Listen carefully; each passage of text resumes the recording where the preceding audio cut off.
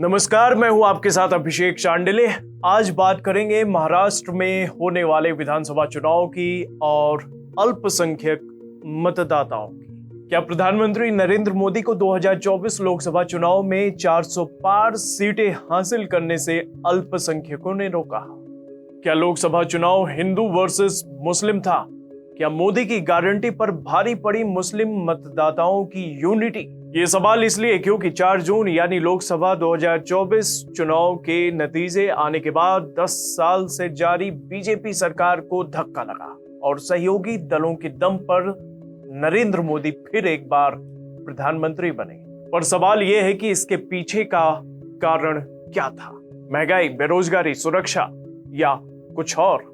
अब इस सवाल का जवाब आया है महाराष्ट्र के बड़े और कद्दावर नेता शरद पवार की तरफ से, जिनका कहना है कि देश के अल्पसंख्यकों ने 400 पार नहीं होने दिया।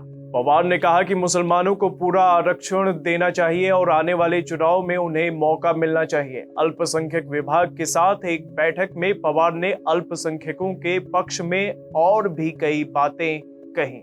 शरद पवार ने अपनी बात आगे रखते हुए नए वक्फ बिल पर भी निशाना साधा। उनके मुताबिक अल्पसंख्यक के जो अधिकार हैं वो खत्म करने की साजिश हो रही है।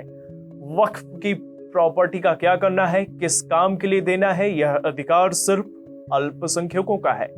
उन्होंने आगे कहा कि पीएम मोदी के हाथ से हुकूमत छीनने के लिए 2 सीट कम मिलेगा तो चलेगा, ज्यादा सीट हम नहीं मांगेंगे। वैसे महाराष्ट्र में जल्द विधानसभा चुनाव होने हैं, जिसके लिए हर कोई अपने अपने वोट बैंक को साधने की पूरी कोशिशों में जुटा है। जहां एक तरफ शिवसेना और एनसीपी है, जिसमें असली और नकली होने का खेल चल रहा है, क्योंकि इन दोनों ही पार्टियों के कुछ नेता एनडीए की तरफ हैं तो कुछ इंडिया गठबंधन की तरफ। ऐसे में इस बार का चुनाव उस प्रश्न से पर्दा उठा देगा कि असली शिवसेना और एनसीपी की कमान किसके हाथ में है।